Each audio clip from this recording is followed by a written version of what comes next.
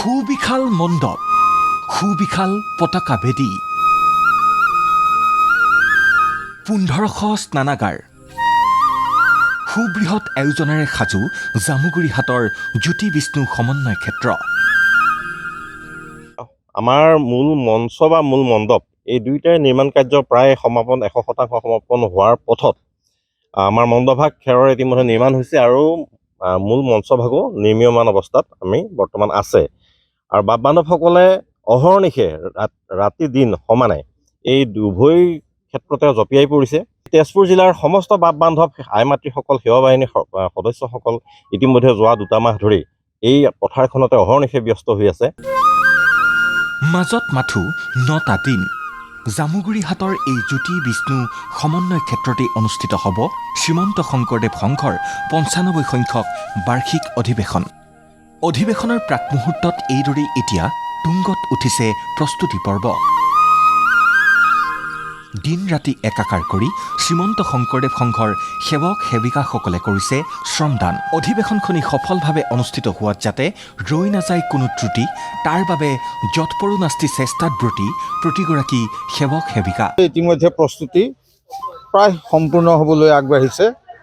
আমাৰ ইয়াতে তেজপুৰ জিলা শ্ৰীমন্ত শংকৰদেৱ সংঘৰ সেৱা বাহিনীৰ উপৰিও অসমৰ বিভিন্ন জিলাৰ কেন্দ্ৰীয় যি সেৱা বাহিনী আমাৰ গঠিত হৈ আছে, তাৰে 15,000 পৰা 20,000 সেৱা বাহিনীৰ সেৱক সেৱিকাসকলে এই শিবিৰতে তেওঁলোকে ৰাতি থাকিব, দিনে নিশাই তেওঁলোকে সেৱা আগবঢ়াব আৰু তেজপুৰ জিলাৰ বিভিন্ন আঞ্চলিকৰ সেৱা বাহিনীৰ সেৱক সেৱিকাসকল 4 তাৰিখে আহি পেলাই আগতীয়াকৈ তেখেতসকলে ইয়াত অংশগ্ৰহণ কৰিব। অহা 6, 7 আৰু 8 ফেব্ৰুৱাৰীত অনুষ্ঠিত হ'বলগীয়া শ্ৰীমন্ত শংকৰদেৱ সংঘৰ 95 সংখ্যক অধিৱেশন উপলক্ষে জ্যোতি বিষ্ণু সমন্বয় ক্ষেত্ৰত মণ্ডপ, পতাকা বেদী আদি নিৰ্মাণৰ ক্ষেত্ৰত প্ৰতিফলিত হৈছে বিশেষ চিন্তা, অনন্য পৰিকল্পনা।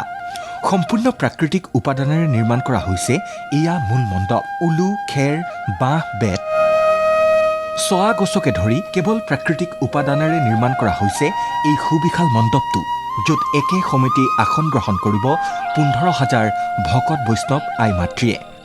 ইতিমধ্যে সম্পূৰ্ণ হৈছে নিৰ্মাণৰ প্ৰায় 90% কাম। আমাৰ শ্ৰীমন্ত শংকৰদেৱ সংঘৰ যি মূল চালিকা শক্তি আমাৰ সেৱা বাহিনী, যুৱক যুৱতীসকলে ইতিমধ্যে দিনে নিশা ইয়াৰ বিভিন্ন সেৱাৰ কামত নিয়োজিত হৈ আছে। গতিকে আমাৰ আশা যে অতি ভক্তি আৰু শ্ৰদ্ধাপূৰ্বকভাৱে এইবাৰো এটা ব্যতিক্ৰমী ৰূপত এই অনুষ্ঠানভাগ সাফল্যমণ্ডিত কৰিবৰ কাৰণে এই জ্যোতি বিষ্ণু সমন্বয় ক্ষেত্ৰত তেওঁলোকে সেৱা আগবঢ়াব। আনহাতে নাৱৰ আৰ্হিত কেৱল কাঠৰ ব্যৱহাৰেৰে এয়া অধিৱেশনথলীৰ পতাকা বেদী, নামঘৰ, মূল মণ্ডপ আদিৰ দৰেই প্ৰাকৃতিক উপাদানেৰে ব্যতিক্ৰমী আকৰ্ষণীয় ৰূপত সজাই তোলা হৈছে পতাকা বেদীটো। নাৱৰ আৰ্হিৰ 135 ফুট দীঘল, 40 ফুট বহল আৰু 20 ফুট ওখ 6 খলপীয়া এই পতাকা বেদীটো নিৰ্মাণত ব্যৱহাৰ হৈছে 1000 কিউবিক কাঠ। ব্যতিক্ৰমী ব্যৱস্থা আমি কৰিম বুলি ভাবি লৈছিলোঁ আৰু ধাৰ্য কৰিছিলোঁ, সেইমতে আমি কাম কৰি গৈ আছোঁ। এতিয়া কি হয়, ভক্তপ্ৰাণ ৰাইজৰ ওপৰত কথা আৰু প্ৰায় এতিয়া বৰ্তমানলৈকে 1100 কেবি কাঠৰ প্ৰয়োজন হৈছে। প্ৰায় 200 পিচ প্লাইৰ ব্যৱহাৰ কৰিছোঁ। বাঁহ, কাঠ, প্লাই এইখিনি আমি ব্যৱহাৰ কৰিছোঁ। ইয়াত দিগ আছে আপোনাৰ প্ৰায় 130 ফুট দীঘল আৰু বহল আছে আপোনাৰ 40 ফুট আৰু ওখটো হৈ গৈছে আপোনাৰ প্ৰায় 20 ফুট। সমান্তৰালভাৱে সাজু কৰা হৈছে 1500 স্নানাগাৰো।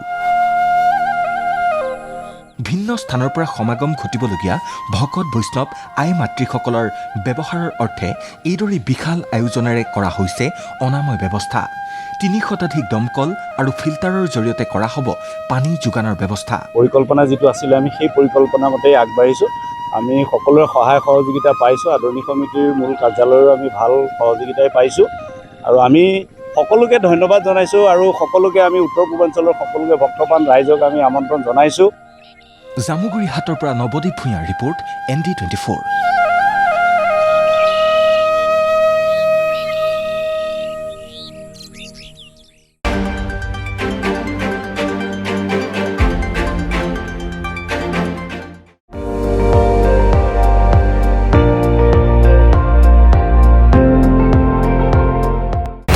আপুনি চাই আছে ND24, সৰ্বশ্ৰেষ্ঠ নহয়, সৰ্বোত্তমৰ দৌৰ।